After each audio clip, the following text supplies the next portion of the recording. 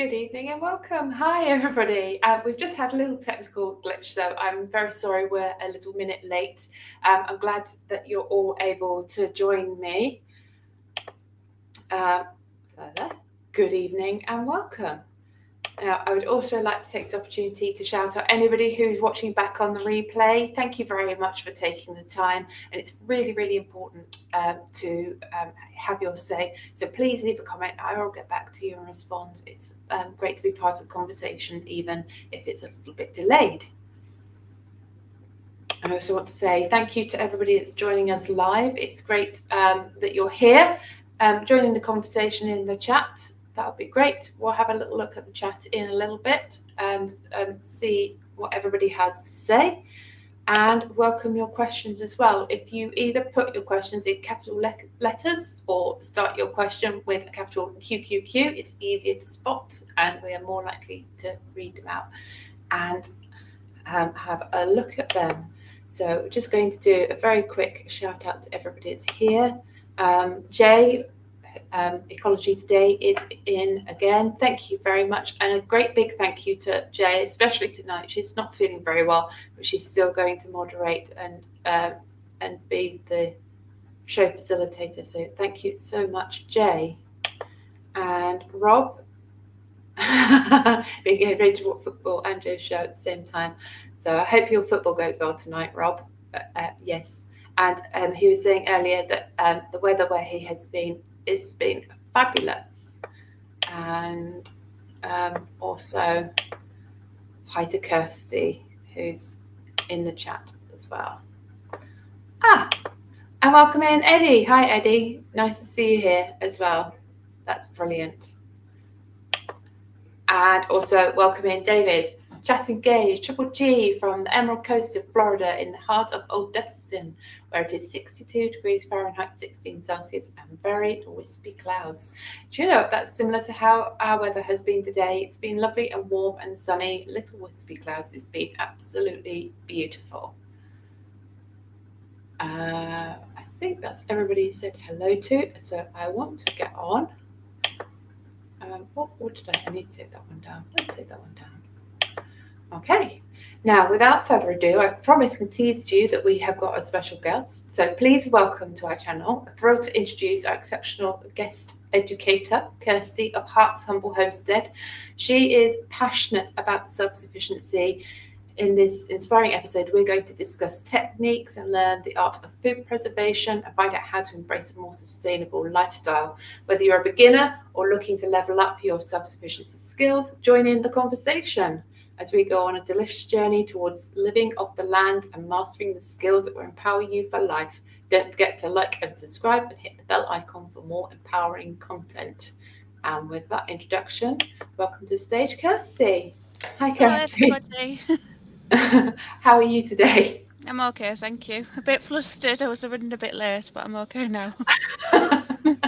We had a little technical issue where we in the studio couldn't hear each other, and we've solved that now, so that's a bit of a relief.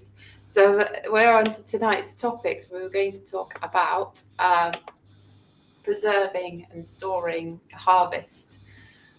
We had a little discussion about this, and there are just so many different ways in which to do it. But we thought that now's the time to do it because we need to make sure that we're growing the right crops for the preservation that we have in mind. And the other part of that would be to get provisions if required. So freezer bags, freezer wrapping paper, jars, lids, pots and pans, new closures for the kilner jars and things like that. So there's lots of preparation that goes into that. And this is the bit I always get stuck on. I make like a big pile of jars of chutney or jam or something. And then just like, I don't have the space to put this. I'm going to put this. And you have to get creative. That's a big one for me. Okay.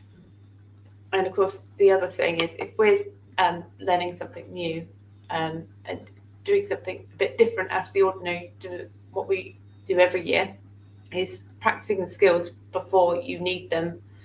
So maybe practice with a smaller batch than deciding to start to make 50 jars of jam. Okay. And then the other thing that we're going to inform that is to know the purpose of your preserved produce. So I don't know for you, Kirsty, what your main aim of your saving your produce is about. Is that cost cutting or calories or? A mixture of it all. So I've recently had an allergy to tinned food anyway, so as well as cutting costs and not having food that's sprayed with preservatives, I do want to can my own food and have a storage up for over winter as well when there's not as much things growing. Yeah, yeah, that's good. So, and then some of the ideas I brainstormed. So, it's like saving and preserving the really expensive things. So, soft fruits, to get those in the freezer, jams and jellies and things, because like a punnet of fruit can be really expensive, can't it? And Yeah, then when you talk especially about, blueberries. yeah, Blueberries and things like that, the smaller berries. yeah, and once you get out of season, then it's shipped as well as, so it's the price goes up even more then, doesn't it?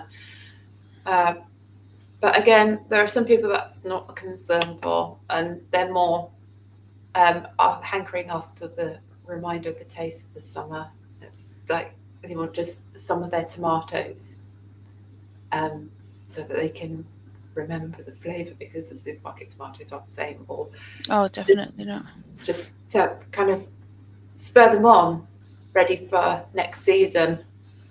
But I'm sorry, I'm starting a storage tomato this year, so you hang them up on the trusses and then they gradually ripen over winter in the house. So I'm really hoping that that works to have more fresh tomatoes, because we do like salads like occasionally in the winter. So it's something that we don't have to buy, and hopefully it'll be nice to have them over Christmas and things as well. When after the Christmas dinner, where you just want something light, it'll be nice yeah, having homegrown produce then as well. yeah. I think I've heard a couple of people that are trying that. I've never done the ripen later tomatoes before, but they sound really interesting. I'll be watching you really Okay. closely. If they work really well, I might have a go next year. Now, this, I think, it applies to both of us a little bit, particularly me this year. It's like nutrition, just needing to store calorie dense foods, lots of carbohydrates and proteins. I think if you're trying to be more self sufficient, then that's definitely something you've got to think about. Okay, Yeah, do you want to break and have a that's look at? okay. You go first. As I say, should we break and go and look at the chat? Yes, that's fine. I haven't noticed anything. I have been looking at it. Okay. Let's see. We've got some more people here. So Shawnee's in. Hi, Shawnee. Hi, Yay, we're all Shani. together. It's nice to see you in.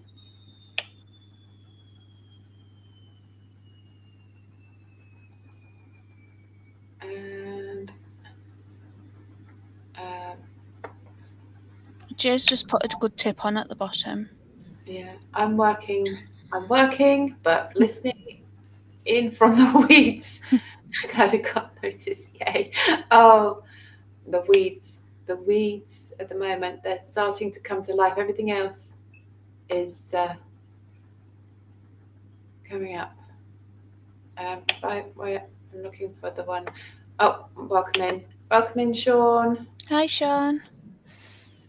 Yeah, and the tip from Jay is I save underripe green tomatoes to ripen over about 12 weeks for homegrown tomatoes in winter. Yes, I quite often take the green tomatoes in and put them on the windowsill, and most of them will ripen up. The other thing I do for my green tomatoes at the end of the season, because I don't have the heart to start taking the flowers off. I know they're not going to get ripe on the plant, but I leave them. Yes, And I it's do too. reasonable size. I turn into chutney usually, which is really nice. I like green tomato chutney. Um, okay, and another holiday for Rob and his wife June. If Rob comes on holiday with his wife June, it'll be come to see me, I hope. I'm hoping.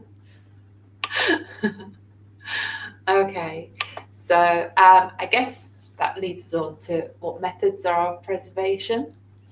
And I kind of started thinking of the easiest ones first. So I was thinking about drying, um, which every year I dry lots of beans and peas and herbs and flowers. Um, I don't know. Is there anything in particular that you like to dry? Um, in previous years, I haven't bothered so much with beans because the amount we use as a family of five, we needed quite a lot of growing space. But it's something I'm really focusing on this year, especially haricot beans. I've got lots and lots of them in ready for storage over winter that I'm going to dry. Peas, we can never grow enough to even get them into the house. We just eat them.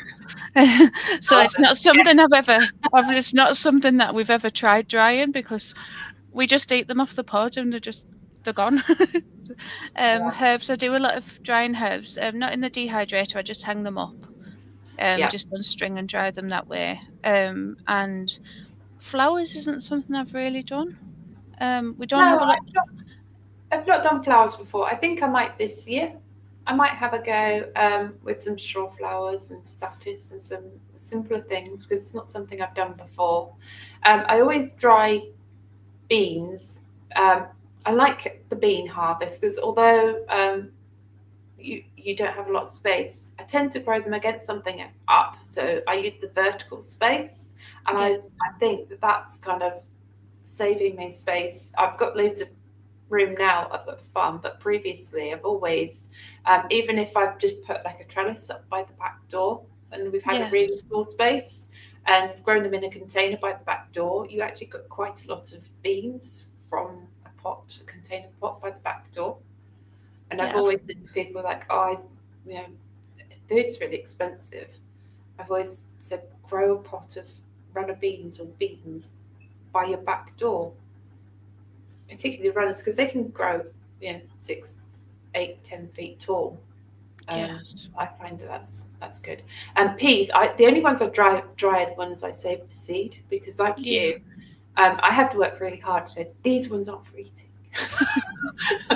because it's so tempting. They're so nice. You just snap them and pop them open, and they're such a sweet treat in the garden, aren't they? Yes. And I'm growing some dwarf varieties of beans and peas as well to go in front of other pots and things, just to really maximise the space. And I really hope that we get plenty for drying this year. Like I said, it's not something that I've done bits for growing next year, but not something for overwinter eating. It's something that's a big focus for us this year. Yeah. Now, this next method, dehydrating, there are so many things that you can dehydrate. I was writing a list and I thought, we'll leave it there because, because Well, everything is, you can dehydrate everything really. you can. But these are the things that I dehydrate most, I think. Apple slices are always they're almost like sweeties, aren't they? Yeah. I've got some fruit leather here. Oh, cool. That's the foraged fruit one. Can we put That's it, from for the forage berries that I made that one. can we see it closer? Yeah. Nice. So I've just wrapped them up in greaseproof paper in individual portions. Yeah. Do But you? So I've done it before where I've made the big tray on the greaseproof paper and I've cut the paper and the leather and rolled it all up together. yeah, that's what I do. But I find these are more satisfying than the fruit winders, the ones you buy.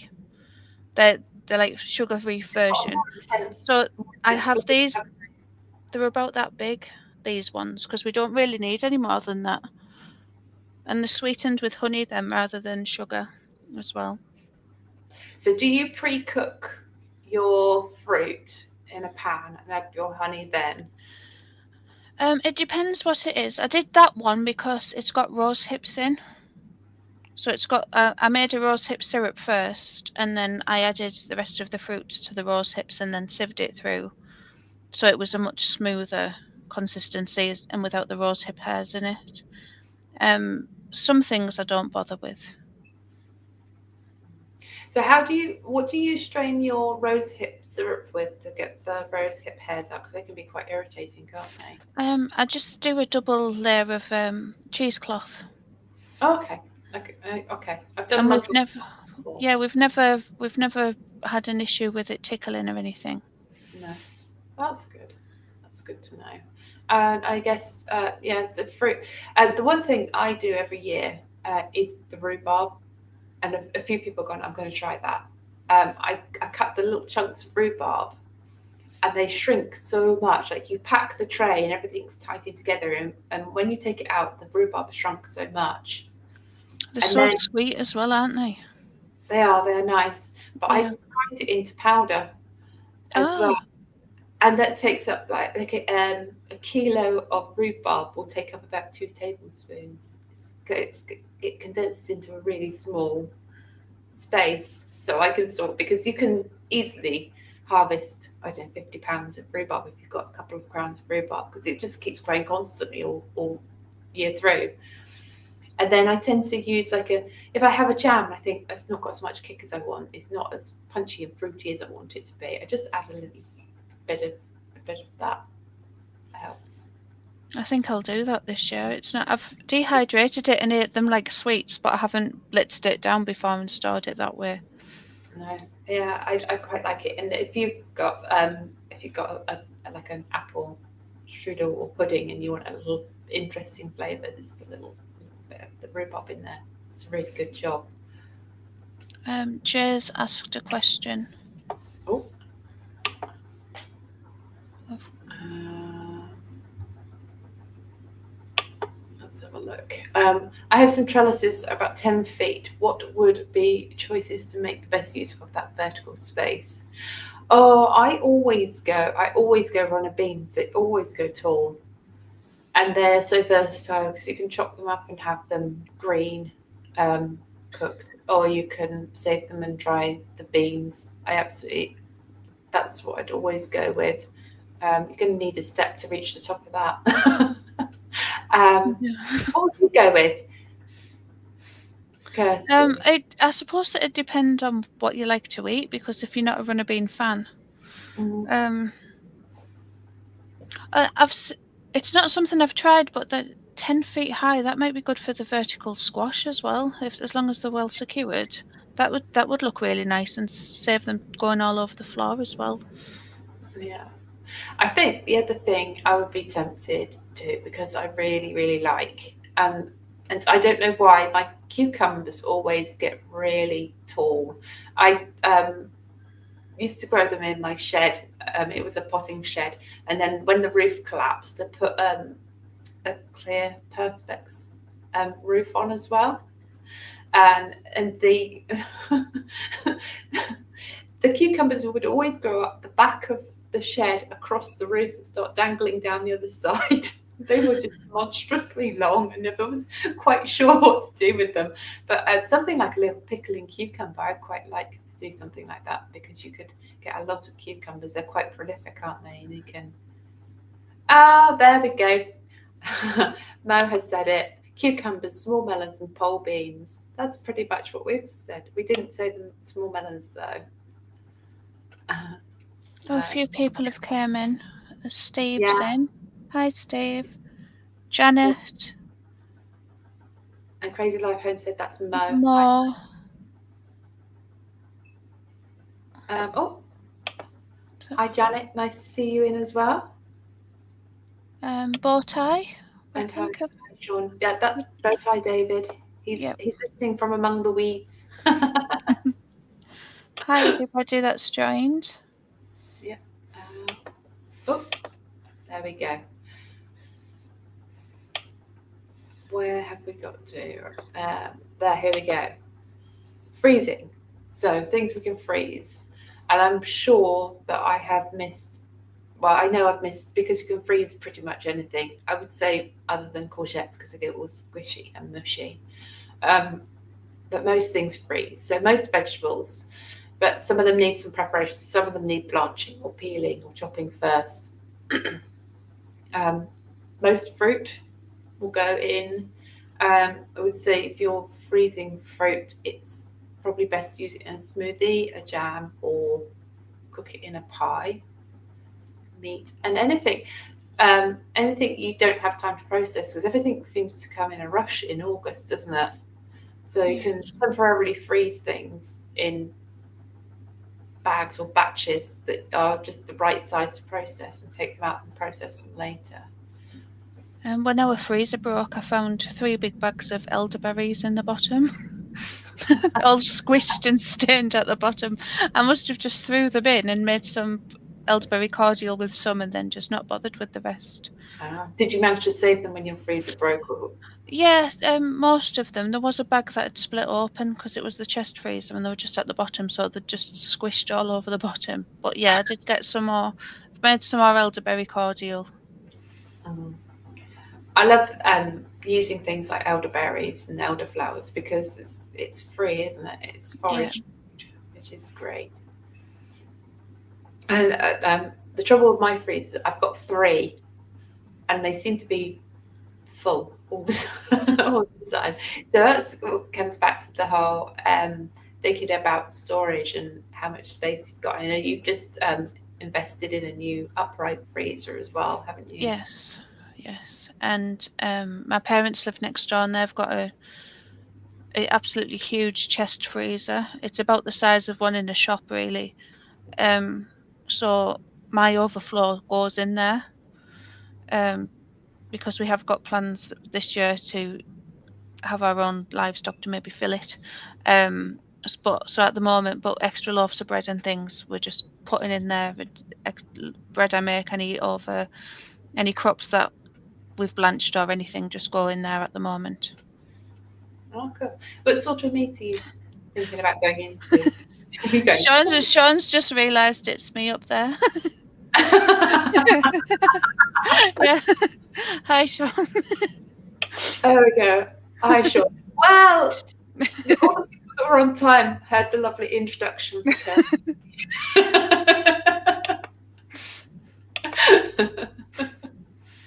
What sort of meat were you thinking of? We're starting with chickens. Yeah, that's a good one to start with. Yeah. Yeah. It's something that we did years and years ago, but it was more. Have you processed chickens before? Yeah, but it was before I had children, and my children are teenagers now, so I'm very much out of practice. So it's just getting back into it again. But I we've processed chickens last year. Yeah. So carry on. Sorry.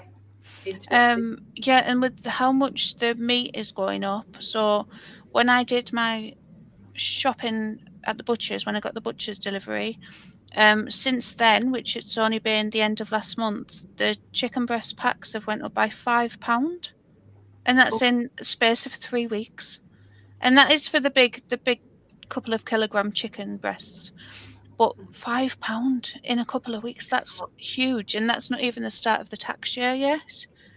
And it's unaffordable if it keeps going up like that. A lot of people gone early on putting the prices up. I was grumbling in my last video that the price of pig feed has gone up. And that was, they said that's because of the budget ready for April. So if the prices have just gone up now, it might well be that hopefully in April they won't go up again. But you never know. They seem to go up all the time at the moment. So I processed chickens last year, and it was the first time I had done it since I grew up on the small holding, since I was a teenager. And I will say you don't forget. So you'll be fine. You'll be fine. Hi, Debs. Debs is joined. Bit of a grueling day. There we go. Hi, Debs. Nice to see you here.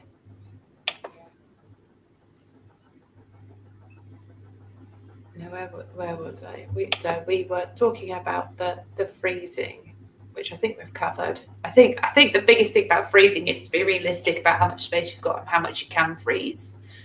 So moving on. Preserves.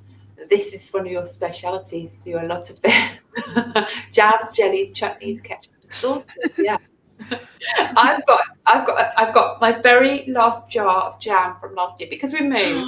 I made a real effort to not um, bring any jars of food with me, so they all got used, and I didn't make anything through 2024, ready to move in 2025 because, as you know, you get more and more and more things in your cupboards. So we made a Yeah. conscious effort to use it all, and I just made one batch of jam last year because I wasn't growing much.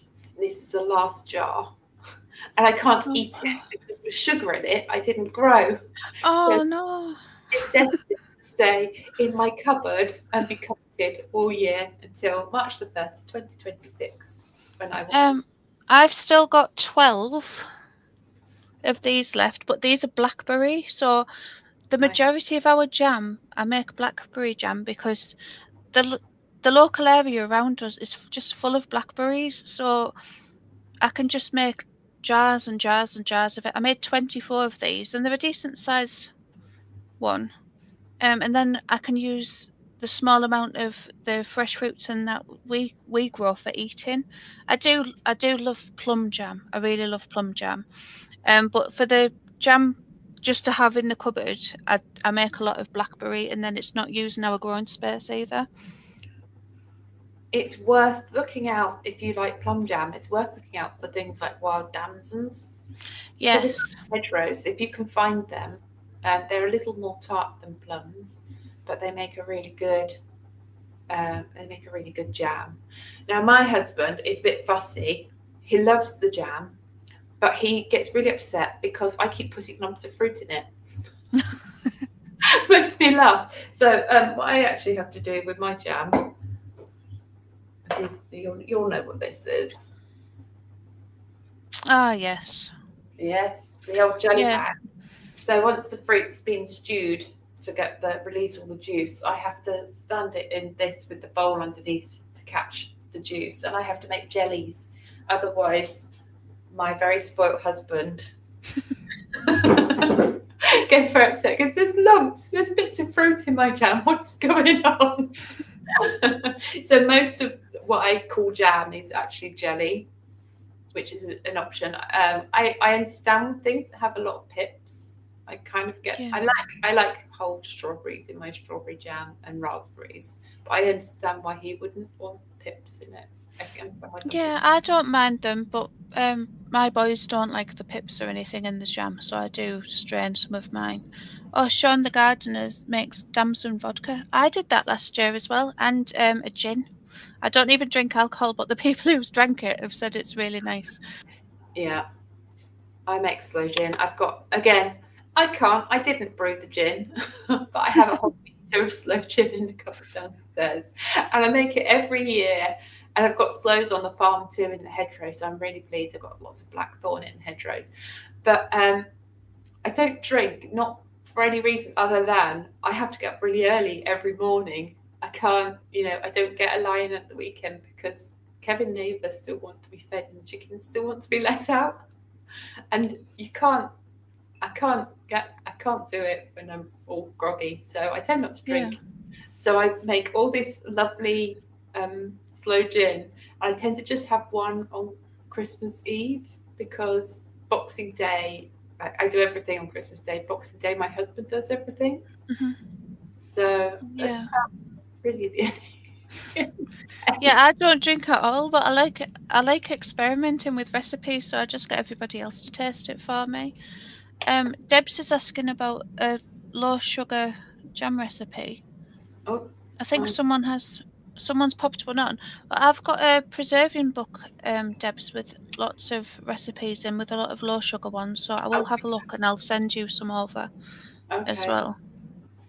Yeah, really low sugar jam recipes. There was a young chap, I watched a documentary where he makes fruit only. He reduces the fruit and he adds no sugar to his jams and jellies, just uses the natural fruit sugar, which I thought was amazing. But that was like a decade ago I heard that, and I never could find out any of his recipes. So, yes.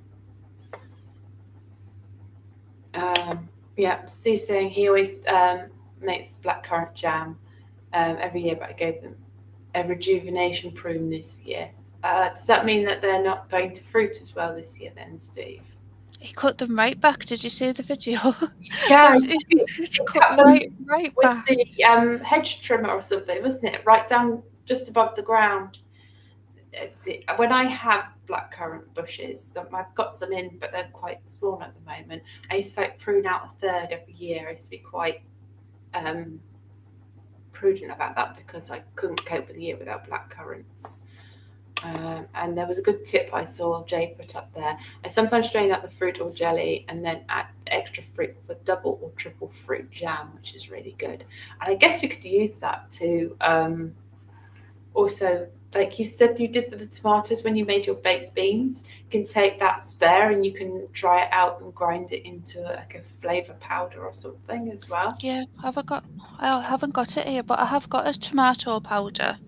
That's good for seasoning. So yeah, but it was when I did the tomato soup and all the skins and everything. I just dehydrated, blitzed up, and it's like a tomato soup powder.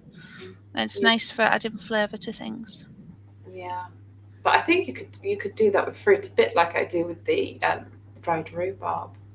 It's like Sean laughed in just one bottle. I know. I've only got one. I've only got one bottle because I made it, and I did say we weren't going to bring any food with us. But the one thing I did bring with me was a bottle of sloe gin, and it's a litre bottle. Um, the rest of it, I had some very happy friends because they all got quite a lot of sloe gin, and it was all quite aged and beautiful. So they were very, very good. Again, I love jam, but diabetic now, so that that means you do have to go with low sugar options. And now I'm trying to grow some stevia this year, which is another option. Um, it's apparently really tricky to germinate, but Robin Garden sent me some seeds, and I am loving these seeds. They've been in for almost a week, and twice a day I'm there, and I'm with my spectacles. I'm inspecting to see if anything's happened yet. It's only a week; it can take up to a month, I think. Oh, right, okay. And I'm there with the spray bottle, spritzing really light mist twice a day. And then goes the dome on the top, and they're in the sunniest position. And I'm like, please, please, please. But they are quite tricky. But stevia will add like sweetness to lots of things. It's really sweet, apparently. So I'm hoping, I've got my fingers crossed that's going to work. So that might be something you could look into, Debs. And they're meant to be a perennial, but only in warmer climates. So I'm thinking about if I do get them to germinate, and I'll keep them in a pot, and they'll come indoors in the winter for that. If I don't get enough black currants, I'll make jelly. Okay, fair enough.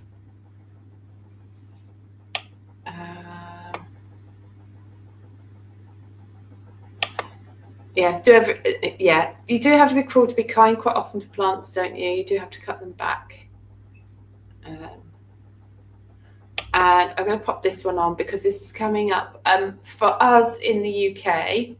It's at 2 a.m. in the morning on Friday morning. So when you wake up on Friday morning, it will have been, because I think for Shawnee and the people in the States and those areas, it's Thursday evening. Mm-hmm. But it's with Robin Grows as well, Roots and Rambles, Colour in the Garden. That's well worth a watch if you haven't seen it before. And there's another great channel, Bowtie Life in the Garden. If you like character with your gardening, that's where you should go. Okay. Where do we get to? Jams and jellies. We talked about jams and jellies quite a lot, haven't we? Right, now, canning and water bathing. And I put on there beans because I watched your video earlier. And the other thing, you could do things like ready meals in there, but I haven't canned before, but you have. What do you find most useful for? Meats. That's pressure canning and water bath canning. I hope I don't. It's different. I'll just say the regulations are different over here, and I know the American watchers need to pressure can everything from meats and vegetables that are low acid. But over here our rules are different, so we can water bath everything. as long as we reheat them properly. But I found it to be an extension of the freezer, really, and like you said, ready meals are so simple to having them meals on the shelf, or some mixed vegetables to make a quick soup or something without it taking up the valuable freezer space. Because when we have so much coming in the middle of summer, there's no space in the freezer, and it's nice to be able to preserve them in other ways. Yeah, I think canning meats would be really useful for me, but I've always shied away from it because of all the, I'm going to say the word hysteria. It's probably not, but there's a lot of Botulism. there's Watch a, my video you're having tomorrow. to kill yourself, your family, and anybody that you know. Yes, so watch it tomorrow. I've got my video that's out tomorrow is canning concerns, and that covers botulism, about reheating food, about if it's siphoned, so if it leaks out, about it not sealing. So that's my video tomorrow. So that hopefully should help people I'm understand. imagining the not sealing. It's a bit like your jars of jam. If your jar of jam doesn't seal, you just put that one in the fridge and you use it that week. Oh, sorry, I can't remember your name. David. David. Those rules are only recommendations. We get to do what we want. People treat them like laws. Yes, my video I made the other day, there was a lady I had to block because she made some really nasty comments about it. So that's why I thought, oh, I'll if we've got I know we have some American people watching. That's why I said, oh, our rules are slightly different. So I don't want I don't want to upset anybody. Yeah, I think with canning, pickling, jams, and whatever, if you've got the right pH, the right acidity to it, you're fairly safe. I think Yes. the things to check are that you have proper hygiene while you're cooking it. You make sure everything is sealed properly and you've got the right acidity. And when it comes to pressure canning and things like that, that's where I kind of like, I'm not sure because it doesn't have the acidity and I don't know. And that's something I need to learn, because I have to say, every inch of every space, everywhere, in every freezer was absolutely crammed full because I sent 3 sheep and 2 pig to the abattoir at very quick succession. So it was my poor planning. But yeah, I think that's something I need to learn. Yeah, canned chicken is something we go through a lot of, especially the chicken thighs. The chicken breast can go a bit dry, like the texture's not right. Sometimes it's fine, but it's just the chicken thighs are nicer canned, and it's something that we have. And canned pork as well. Do you know, just for lunches. That's really nice as well. They're the main ones we go through, and then a beef stew. So just as an easy ready meal. Yeah. Oh, I like the idea of that. I have thought about whether or not to freeze pre-made lamb pies, because we do like a lamb pie, but my husband thinks the pastry crust might go a bit soggy if we do that. Well, you could freeze them separately. Have ready, and then just do the pastry, because just have the pastry raw in the freezer, and then get it out and cook it together when you're reheating. Then it will stop the sogginess. I always have extra pastry in the freezer for that reason. Ah, yeah. I have frozen batches of the filling separately and then made new pie crusts each time. Okay, so I've gone on to fermenting, which is something I can tell you all the mistakes I've made with fermenting. I found a really good kimchi recipe which had anchovies in it, and I'm not keen on anchovies. And I thought, and somebody went, "Oh, it doesn't really taste fishy if you make this recipe. It's really nice. It becomes subtle, and yeah, you can taste it. It's not subtle. I didn't like it. It was a waste of food." So I think one of the mistakes is, don't think it's, if you don't like a food, don't think that fermenting it's going to change it beyond recognition and you'll actually magically like something. I think that's. I don't think I'd like trying that. I'm just looking at bow tie David, sorry. If the lid is bulging and popped off and stinky black goo is oozing out, I may think twice before trying it though. Yeah, me too. Yeah. There we go. There it is. Yeah, I think I'd probably think twice too. Yeah. I think any lid that's ruptured and gone, other than when I first make something like jam or chutney, if the lid's gone the next morning, I'll go, that was going in the fridge, we're using that first. But, if it's been in the cupboard for a few weeks or months and the lid's gone, the seal's obviously gone.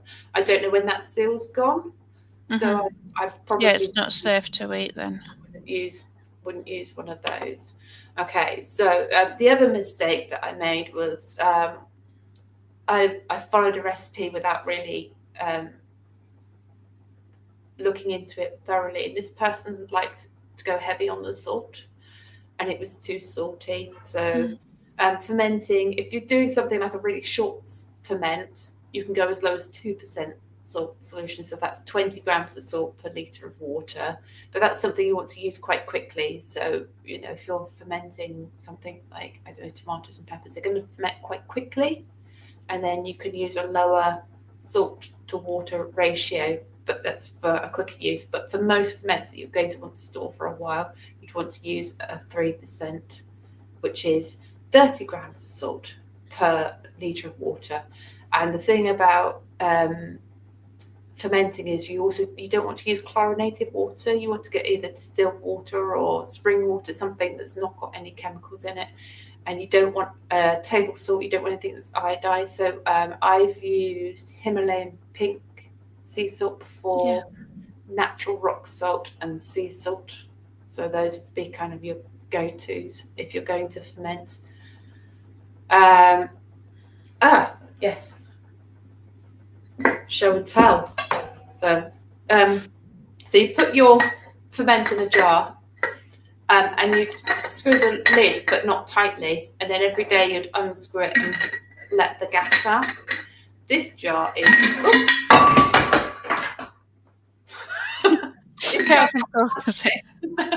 This jar's great. In the lid, it's got, in the centre, that little red thing is a valve. Practically burps it. Yeah, I've got a Kilner one. A similar, it's got like a little valve thing on it, like a clear one. And it's also got a little dial on it which has the 31 days of the month.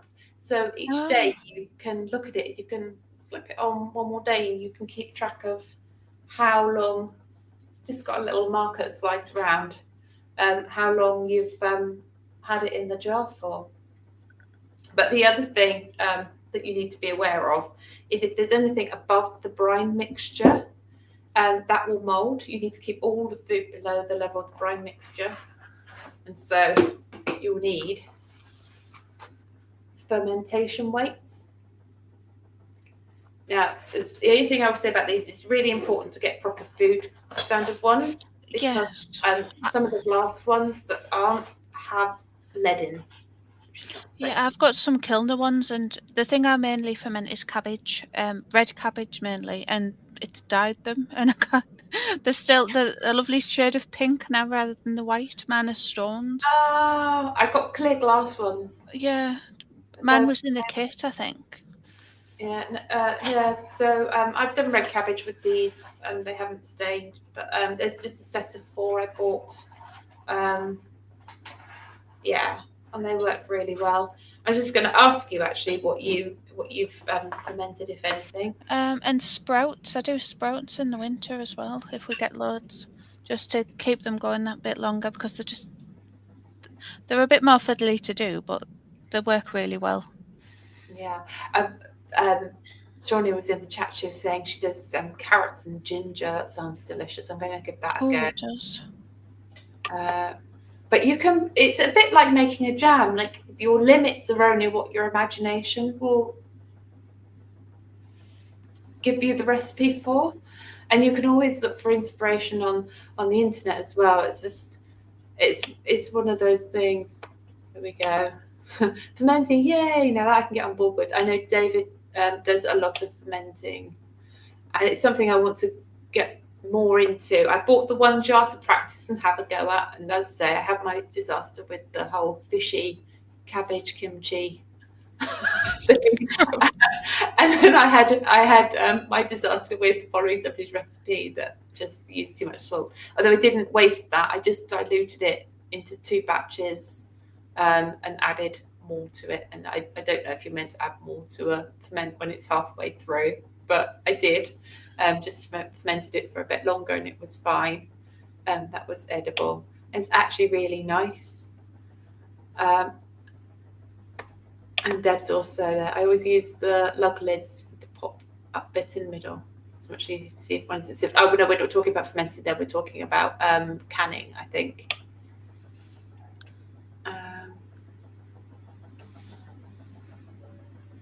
Steve having a chat. Yeah, so Shawnee also uses a 3% salt fermented apple and cinnamon, carrots and ginger. Going to try and use. That sounds so nice. It really does sound nice, that. Maybe a slaw. That sounds really nice. I'm thinking it might be a really good way if my slurrit get big. Because they can be really quite intimidating to use a whole celeriac, whereas if you were to process it and ferment it, I think that'd be a much easier way to use it. And I think that'd be a really nice crispy thing to add to the slaw as well. I think that would be quite nice. There we go. Shawnee's got all the ideas here. Fermented peppers with garlic and onions for hot sauce, definitely. And you could, I guess, if you're fermenting peppers, I'm guessing here in the UK, if we say peppers, we mean sweet. If we say chili, we mean hot. But I'm guessing you are talking about a mixture of both, Shawnee, if you're talking for hot sauce. Oh, I've scrolled through too much. Yeah, so David's saying, I just tasted honey fermented turmeric, lemon, ginger, pepper, hot pepper for the first time. Oh, it's not great. Oh. It sounds like it's going to be nice. Yeah, it might be. Nice combination. I found sometimes if I've done a ferment and I'm not keen, it just needs to mellow for a couple of months. So it might be just that it's not quite blended or mellowed enough yet. Or it needs more honey in it. But there, it's serving its purpose though. Yeah. Oh, it's just. I guess it's weird. It's strange because the reason it took me so long to get to the fermenting was I wasn't sure how it would taste, and I don't really know how to describe it. It's not quite a pickle; it's picklish, but it also can be quite sweet, can't it? Yes. I tried it when I first tried it. I got a reduced cabbage from the shop because I didn't want to waste what I'd grown, do you know, in case it didn't work out. Because it's precious what we grow ourselves, isn't it? Especially when I have to say that was my only saving grace for my horrible kimchi mess was that it was a shop bought cabbage that I'd used. Yeah. Yeah, practice with shop bought, and then once you've perfected it, you can do your own homegrown ones. That's why we're talking about it now. Yes. So if you're going to give it a go, you've got time to go and get the jar. You can use a regular jar, but you do have to remember to burp it every day. Just put the lid on loose. Otherwise, you could have a popped jar, which is not. It's messy and it's dangerous for all the glass. Yep, our apple cider vinegar did that last year. Oh no.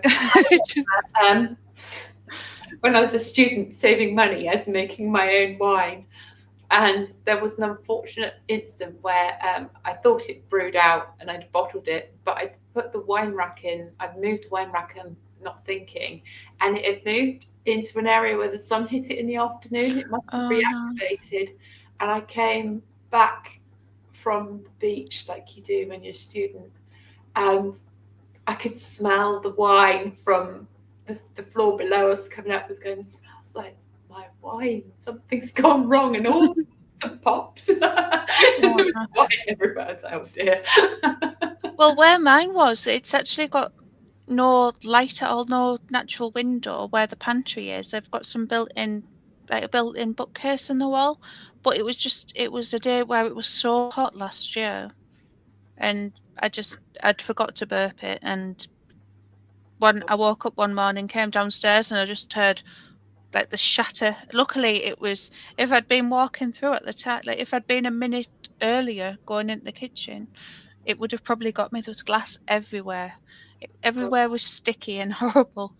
But I've Oh, learnt my lesson. At least it was only a small batch because we've made 30 litres of it this year. Like, yeah.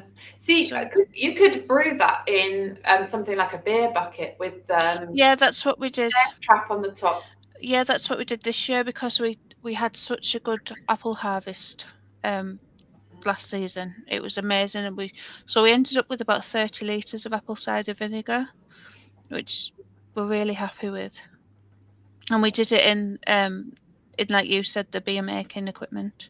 Yeah, I think that'd be safer with rather than exploding glasses.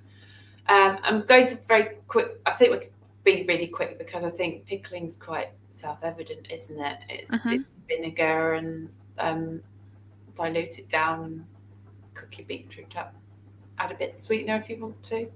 If you, um, pickling. It's also, it kind of dabbles into the edge of chutneys as well, because if you think of something like a piccalilli or a Branston type deal, you can find those recipes, and they're kind of bordering on the edge of chutneys, aren't they? Really?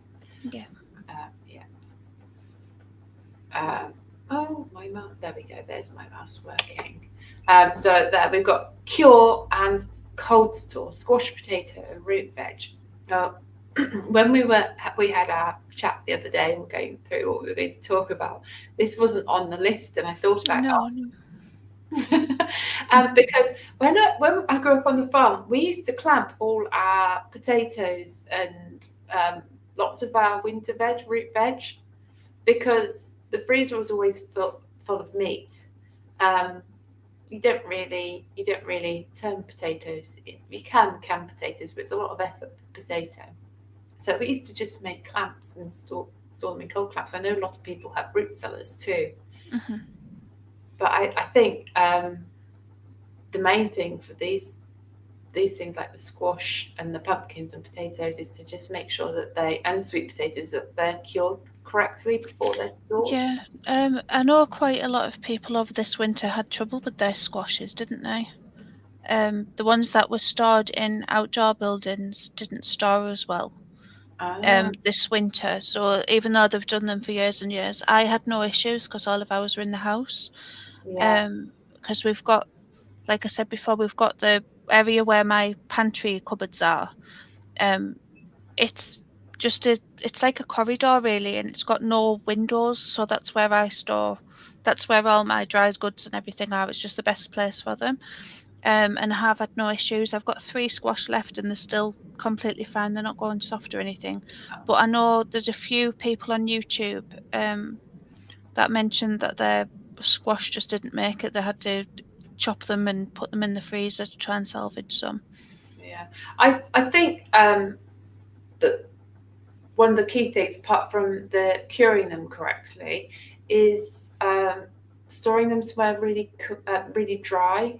Mm-hmm. No, you have to have some humidity. I lie. You have to have some humidity. But if you've got very high humidity, then that's going to encourage molds and mildews and things, isn't it? So I think indoors in a dry space, if you've got weather like we had this winter, and I think most places had a wet winter. And again, things like sweet potatoes. So you have to kind of look at the curing process for whatever you're growing, because a sweet potato actually needs to be kept warm and moist for a while, for a period. I've never grown sweet potatoes. First time this year for me. Yeah. I've got my hang on. I'm really pleased. Hang on. Look, my slip's starting to take off. It's going to go into something bigger. So I'm really pleased. So that was just from. Oh, pardon, coming back.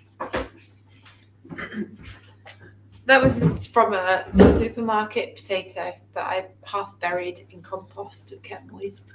Oh, and how long has that took to get to that point? About 2 months to get the slips appear, and I potted it on maybe 6 weeks ago. Oh, right. So, Okay. yeah, that's good. So I'm really pleased about that. So I'm hoping this year that I might grow some sweet potatoes. You never know. I've included salting for things like meat because I make my own bacon, which is another way to preserve meats and things.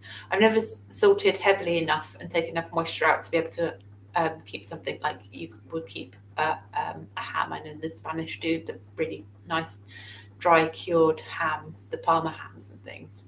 I've never got that far. So, should we check in with the chat again? Because we haven't done that. I've been checking. There's been a few things. Okay, I'm going to scroll up. I've missed quite a bit.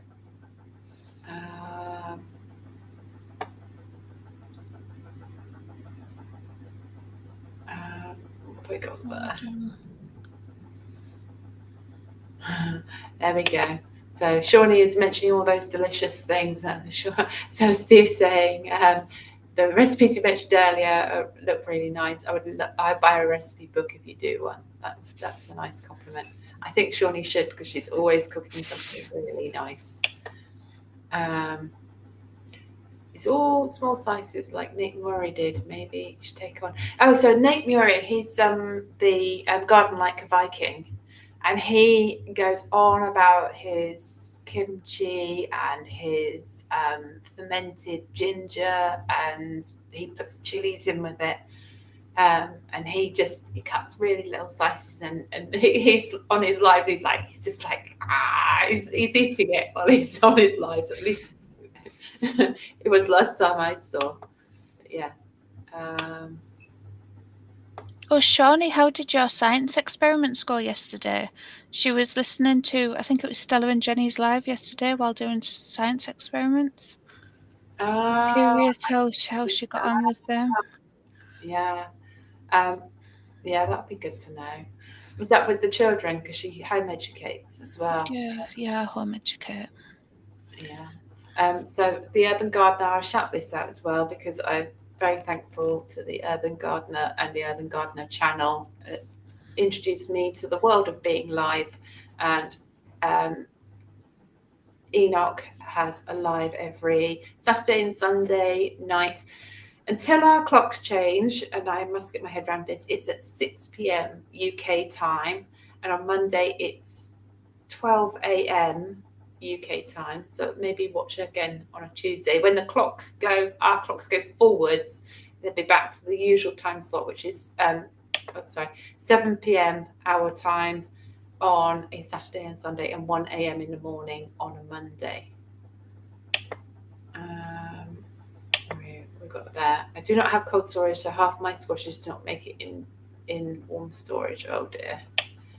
It's just about them processing things into soups and different ways you can use it. I know Donald Trumpkin made it to my freezer now, and I roasted everything and fried them on trays and then bagged him up. Oh, there's a name I haven't seen before. Tigertravels.com. Hi, nice to see you in. Thank you for popping in. And there's David Franklin Bailey. Hello, thank you for joining us. And there, Tiger Travels site has a YouTube channel that people can check out. There, I find potatoes do well in a Hessian sack kept in a cool place. Yeah, they do. I think we use clamps because we weren't talking about a sack of potatoes. We were talking about a sack of potatoes every week for a whole year. So we were talking 52 sacks of potatoes minimum. There were 9 of us growing up, and every year we had to dig 10 long trenches that Dad made us dig that were 50 feet long. So that's 500 feet of potatoes. So I feel like when those really old people are like, when I were young, back in the day, I had to walk however many miles it was that we had to walk to get to school with no shoes and the rest of it. Oh, Dean says that to our 3 children. Sean, don't buy chili plants. You should be growing your own. We need to meet up actually, Sean. At some point, I can bring you some chili plants. I'm sure I have lots. I can share. I'm that nice. Yeah, there. Yes, Jay, your storage. Is that Dean waving the cat? No, that's my daughter. That's right. She's just popped in. Yeah. Hello. She won't have a face on the camera, but she's here. So this is Shawnee's answer to the chemistry. Chemistry reactions were fun. These different pH things change colours and make fizzy bubbles. We grew crystals in a paper tree, and we used gel with primary colours to make a rainbow. Oh, and lovely. You'll be making fizzy bath salts and things. And secondary colours. We use zinc sulfide, I think it was powder, to make a glow-in-the-dark test tube. Wow. Oh, wow. I miss doing all them experiments like that. Mine are older, mine are teenagers now, so it's a bit more of the more boring things.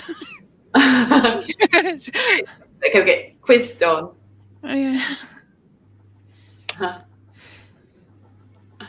And Jay's got a good point there. If she stored her food outside, then the animals would be very, very happy with that.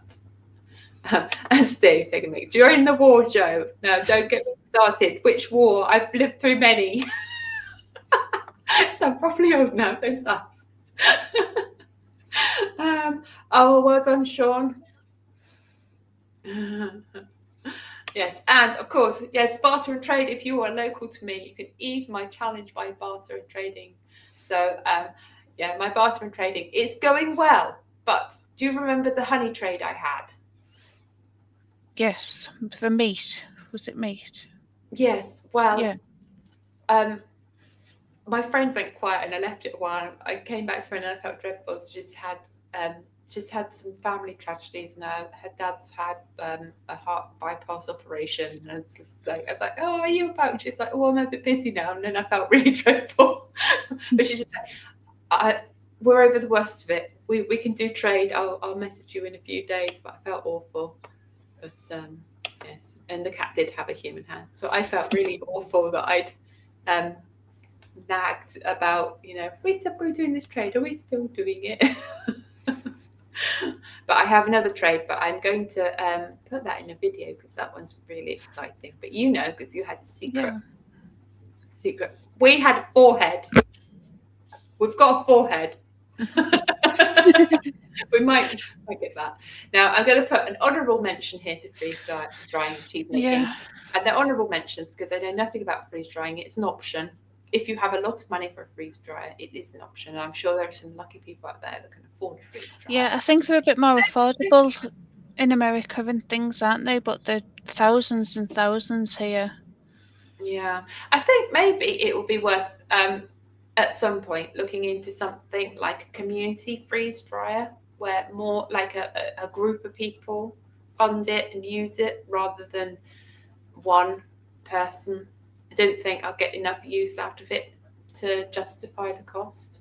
Yeah. And the reason cheese making it's an honourable mention is it's a really good way to preserve the extra milk that you get. But I don't consider myself a cheese maker yet with my 3 or 4 attempts at it. But yeah, I've only ever done like mozzarella and like cream cheese and what's the other one? My brains went blank. Cottage cheese. I haven't made like a block of cheese. It's something I'd like to do, but I'm still learning other things at the moment. It's not quite. It's not as complicated as I thought. I'm getting a gallon of milk a week, which sounds like a lot, but it's not. It's a pint a day. It doesn't really give me enough to make like a really good amount of cheese. You want at least 2 or 3 gallons. So that's a lot of time without milk. So I made as much as I could before the challenge started. and I'm sticking to making just cottage cheese during the challenge. But then I'm going to wait until I've got rennet available, which I can get from thistle flowers. But there aren't any thistles at the moment, but there will be soon. So then I might have another go. But it's not as complicated as I thought, unless of course you don't have any of the ingredients. And that was pretty much it. And I think we probably need to wrap up fairly soon because we've already gone over our hour. And It's went so quickly. I know it goes really quickly, doesn't it? So I'm going to say thank you very much. Please remember to hit the like and subscribe buttons. I'm also going to say this is my email, which is also available on the web, on the channel landing page, and the more information.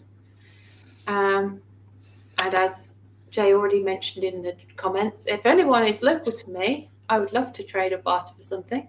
I've got lots of eggs, and that would help me along greatly.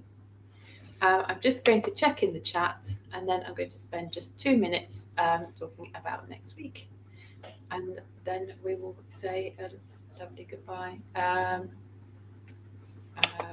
Shay saying, would love to freeze dry apple, pears, herbs, tomatoes, peppers, and celery. Yes, my children just want me to freeze dry marshmallows. Okay. Oh, we should try all these, and they're like, no marshmallows. We've heard marshmallows are awesome. I'm like, no, there'll be no space for marshmallows. Yes, freeze dried apples. They would be delightful. And I've had freeze dried raspberries before, and they're crispy and delicious. That would be really nice too.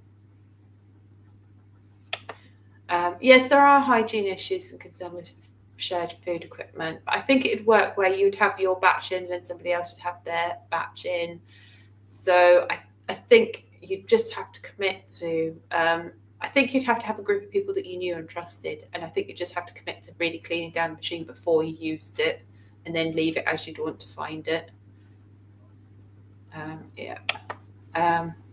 Yes, so please support us. Please like, subscribe, barter, watch the videos and share. And everybody, I believe Jay has done a fabulous job of putting everybody's links in. So if you can visit each other's channels, give each other some support after this ends, that would be great. And just to let you know, next week's lives, the subject is garden projects for children or adults that aren't too keen. So simple. I should have joined up you with that one, Jo. I used to be at early years gardening. You can join again next week. You're most welcome. Yeah, that was my old job. I was outdoor lead in early years, so it was something I did. I convinced my head teacher where I used to work to build an outdoor classroom for me. I think she thought I made less mess outside than in, so she agreed. But then she also gave me an inside classroom too. Yeah, I just used to get thrown outside with it in all weathers. So I was like, oh, I love it outside. I'll do that. Yeah. Anytime there was visitors, just half the children outside. Yeah. Well, you're welcome to join me if you want to, but message me later if you do want to. Okay. So with that, everybody, thank you very much for being here tonight. It's been lovely, and I hopefully will see you next week. Take care. Bye. Bye, everybody.